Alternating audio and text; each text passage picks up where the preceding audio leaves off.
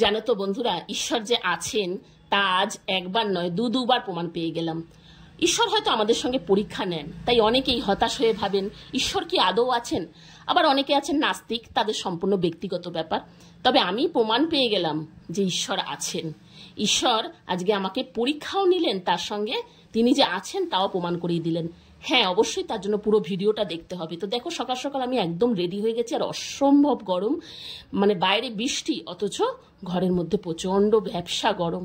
তাই সকাল সকাল রেডি হয়ে আমি ঘরের পুজোটা আগে সেরে নিলাম, এরপরে যাব মন্দিরে, যেটা আমার কোয়ার্টারের একদম সামনে।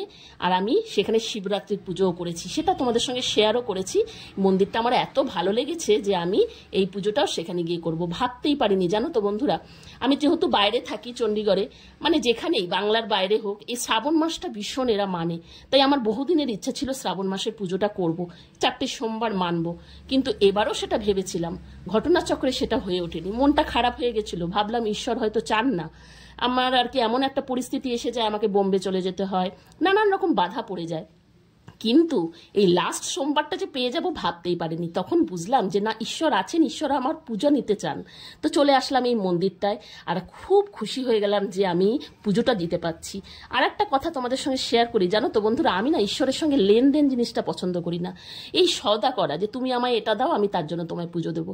আমি সম্পূর্ণ পুজো করি আমার মতন করে, আমি শান্তি পাই বলে আর একটু শক্তি পাই বলে ঈশ্বরকে পুজো করে। আমি হয়তো সেরকম উপোস করে জাঁকজমক করে পুজো করতে পারি না।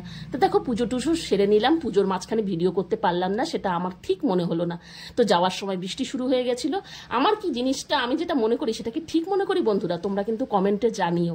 আর একটা যেটা ঘটলো সেটা তোমরা দেখতে থাকো, বুঝবে। ভিডিওটা আমার কিন্তু একদম বেশি বড় না, সামান্য। এই যে পুজো দিয়ে ঘরে ঢুকতে নিয়েছি, তখন দেখি কি আমার চাবিটাই হারিয়ে গেছে। তোমরা আগে গিয়ে দেখতে থাকবে, তার ভিডিওটা আমি তোমাদের সঙ্গে করতে পারিনি, কেননা ওই মুহূর্তে আমি এতটাই নার্ভাস হয়ে গেছিলাম। দেখো তোমরা, যে আমি এত খুশি হয়ে গেলাম পুজো দিতে গিয়ে, মাঝখানে ভগবান আমার চাবিটা, আর এই সার্ভিসের দরজা এত মানে শক্ত, ভাঙতে গিয়ে তুলকালাম, আশেপাশের মানুষ এসে যাবে। তাই জন্য আমি কি করলাম, আবার গেলাম মন্দিরের কাছাকাছি, গিয়ে দেখলাম যে আমার চাবিটি রাস্তায় একদম পরিষ্কার জায়গায় পড়ে আছে। আমি আবারও দ্বিতীয়বার ভাবলাম ঈশ্বর আছেন। তার মাঝখানে ভিডিওটা আমি তোমাদের সঙ্গে শেয়ার করতে পারিনি, দুঃখিত। তা সত্যি বন্ধুরা, এটা কিন্তু একদম সত্যি কথা, ঈশ্বরের নামে আমি কখনোই বানিয়ে বলবো না। তো ঈশ্বর আছেন, বিশ্বাস রেখো, নিজের মতন করে পুজো করো। আর আমি সত্যি আজকে এত খুশি হয়ে গেলাম দুটো ঘটনা, যে আমি বাবার মাথায় জল ঢালতে পারলাম, অন্তত লাস্ট সোমবারটা নিজের মতন করে পুজো দিতে পারলাম। আর নিজে শান্তি পেলে, খুশি পেলে, সেটাই অনেক, কোনো জাঁকজমকের দরকার নেই। আর এই চাবিটি পেয়ে গেলাম, কারণ অনেক বড় কাণ্ড হতে পারতো, বরের বকুনি খেতে পারতাম। ভিডিওটা কেমন লাগলো জানাতে